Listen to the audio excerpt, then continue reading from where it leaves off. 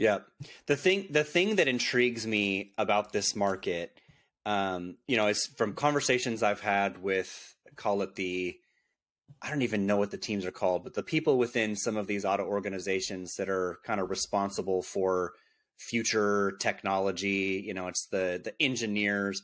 It seems like a lot of these brands recognize that in this future we're talking about, technology itself and I guess the experience that their customers will have from a technology centric angle becomes one of their largest differentiators to go and compete with other brands. So, essentially it's like you look today, right? The cockpit of my F-150 is different than that of Chevy's or Ram's, but like Ford and GM have, even Ram have a very kind of specific look to their buttons, right? And it feels similar, right, as you go. So essentially it's a standardized, whatever you want to call it, physical UI of buttons and whatnot, right?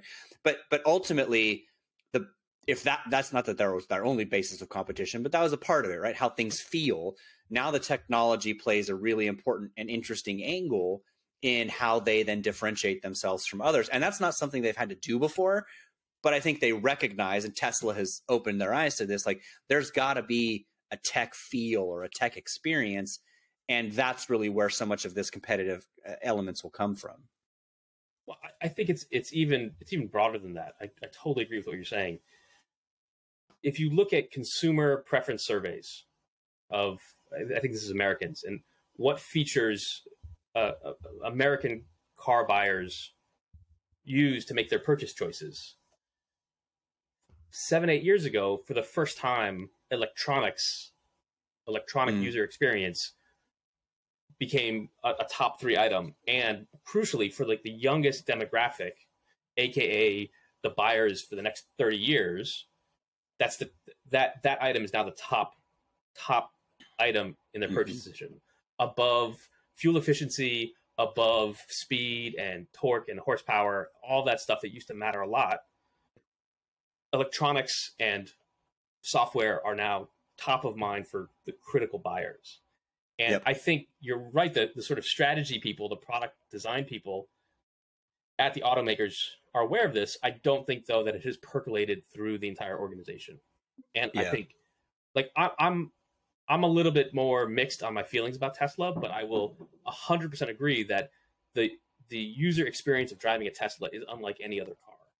Yep. And they've done a really good job of differentiating on that.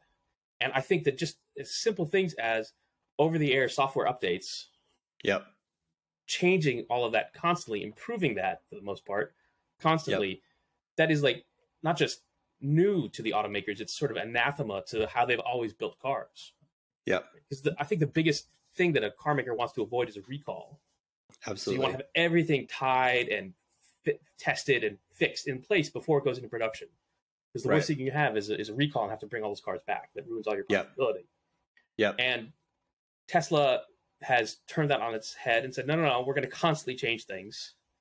We'll see if they can deal with the financial fallout from recalls. But like, it's clear that their whole approach to software is completely unlike anything the auto industry, I think, has ever seen.